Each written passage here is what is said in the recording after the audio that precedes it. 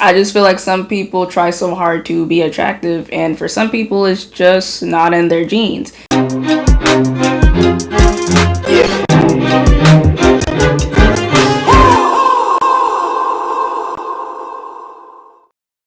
Hey guys, Awkjellybean here. So I know it's been a few months actually. Peep the new backdrop. I'm in my own apartment. I'm not at home, which is why I don't have my typical pink wall background. It's okay. But as you could tell by the title, we're going to be talking about attractiveness, specifically collective attractiveness. And I had came across this term. It's not new by any means, but I came across the term unconventionally attractive. And the first time I heard it, because I was watching a TikTok video, I was just like, isn't that just another name for ugliness? And I don't even use the term ugly. Like, anyone that I know will say, like, I just have a hard time saying that. I don't like to call people ugly, even if they are clearly unattractive. Anyways, yeah, so we're talking about unconventionally attractiveness. But first, I'd like to say that I've heard of the term conventionally attractive. And, you know, I was rocking with it. I was like, okay, it makes sense. Most people define it as, like, you know, people who happen to fall under the current beauty standards of today's society. And I was like, okay, I get it. But the unconventionally attractive, I just feel like people are trying really hard to fit into a label. Like, everyone wants to be attractive, of course, that makes sense. But I don't know, the term doesn't set right with me, which is really what we're going to talk about. And I feel like the term stemmed from celebrities, because people started saying how some celebrities are underrated and underhyped, and some of them are unconventionally attractive, meaning they don't have the current, you know, conventionally attractive beauty standards, but they're still attractive. And I'm just like, okay, makes sense. But now people are using it on themselves, and now it's just sort of blurring lines. And I feel like it's important to, I guess, specify some of the beauty standards that fall under this. And I also have included some men too. They don't have as many beauty standards, at least based on my male friends that I did ask. Really, the bare minimum is having a really great body and, you know, nice clothes, money. That's really what their standards are in society. So there's a lot of men, you know, there's a lot of men celebrities that, you know, have these bare minimums, and they're being shown all over media and stuff. Anyway, speaking of celebrities, let's just get started with the conventionally attractive term. The term conventionally attractive supposedly refers to someone who fits society's criteria of beauty. However, it's often used begrudgingly or backhandedly. But what do they mean by this? No worries, here are my credentials. I'll give you 3 translations for this term, all of which kind of tie into each other. Number 1, I concede that you are attractive. However, there's something about you that I don't like. So, to describe you, I will be putting a modifier in front of a term that is inherently good to turn it into a perversion of itself. See figure 1.1, Judeo-Christian values. Number 2, I concede that you are attractive. However, I don't look like you, and that makes me bitter. So I'm going to use a term that implies that there are other ways of looking attractive besides looking like you. This is actually unnecessary because beauty standards, while are real, do not affect the lives of the people who use terms like this, keyword there, like they think they do. Number 3, I'm an idiot who just learned a new term, and I'm gonna use it whenever I possibly can until this dead horse is a cloud of red mist. Alright, so that video, it really made me think of the term conventionally attractive in different perspectives. Because at first I thought it was like, you know, just labeling how people are when they fit the beauty standards. Nothing more, nothing less. But when you really think about it, it is sort of just like, it can be a backhanded, like he said. Like, for example, someone says to you, oh, well, you only got that, you know, promotion or something in acting because you're conventionally attractive.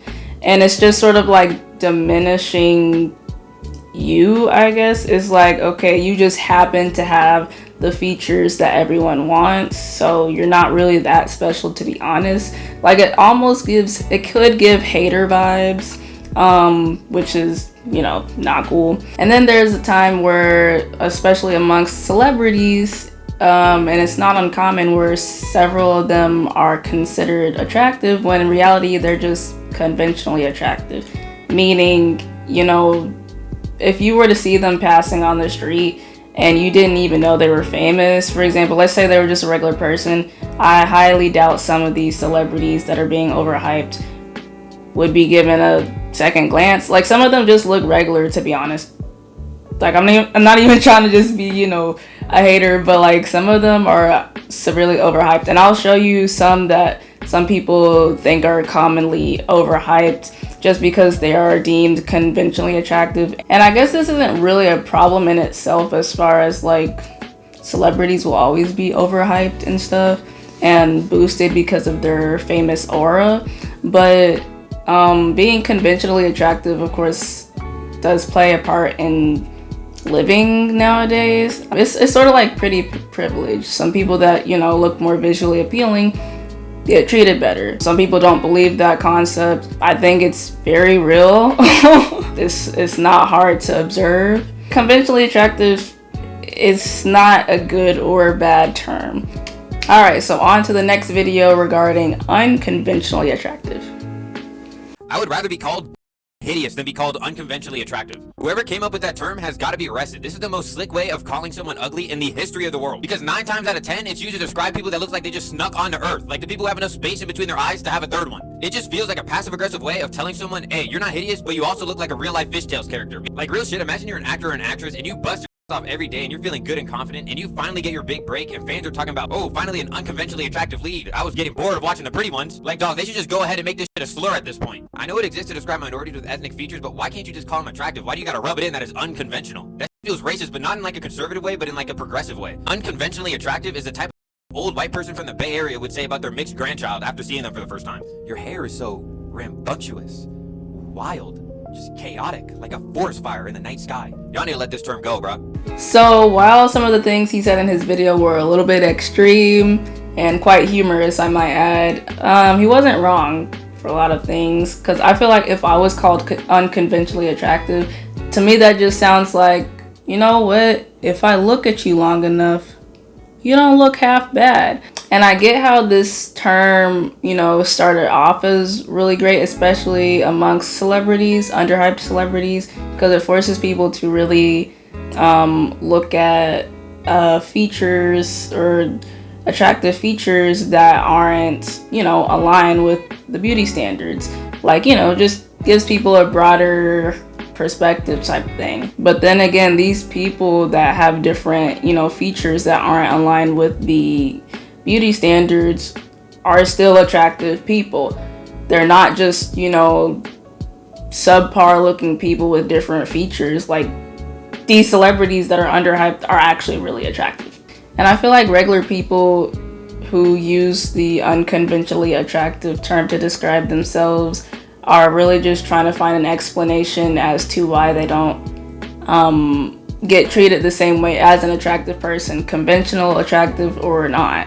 I just feel like some people try so hard to be attractive, and for some people it's just not in their genes. And to be honest, and I'm not even trying to be self-centered here, but if I was severely unattractive, I wouldn't want someone to tell me like, oh, you're still attractive, but just in your own way. Because in a sense that is true, as far as there's always going to be someone that finds you attractive. But collectively attractive, that's untrue.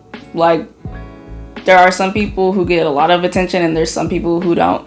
And, everyone has eyes. It's not that hard to see who looks better than someone else. Like, and that's fine. That's just how life is. I mean, some things just, aren't fair. Okay, so let's take a step back. So now that we've talked about conventionally attractive and unconventionally attractive, let's talk about the two extremes. So in this hierarchy system, we have, conventionally, unconventionally, and then at the top here, we have people that are extraordinarily attractive, people that just make you want to throw yourself on the ground on your knees and just apologize for breathing the same air as them. These people transcend all beauty standards. They transcend all society constructs. They just are just beautiful all around. It doesn't care if they're your type, if they are your type or not. Like, they're always going to be attractive. And then at the very bottom, we have the not attractive people. I don't really know what to say to that, how else to describe it. And it sounds really harsh, but these are people that are just, you know, minimally, I'll just say minimally attractive to the public eye.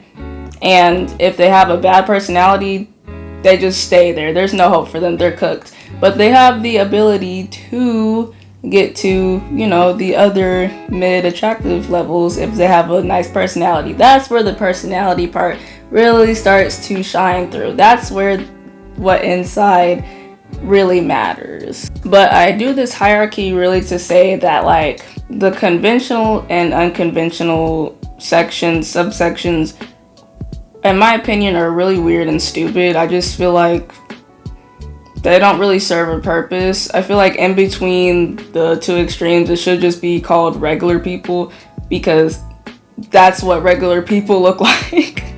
Like the common person, the everyday person you pass on the street, it's just some people are just gonna fall on different ends of the spectrum. Some people are gonna be more towards this end, towards the highly attractive people, and some people are just gonna be on the lower tier.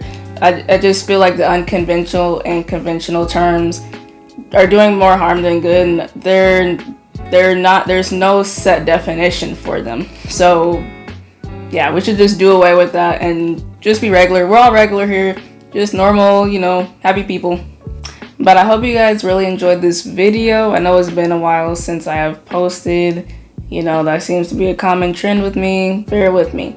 But leave any comments if you so desire. Maybe your opinions about the unconventional or conventional attractiveness, if you believe in it, if you don't. If you believe in ugliness, if you don't. But yeah. But anyways, have an awesome day.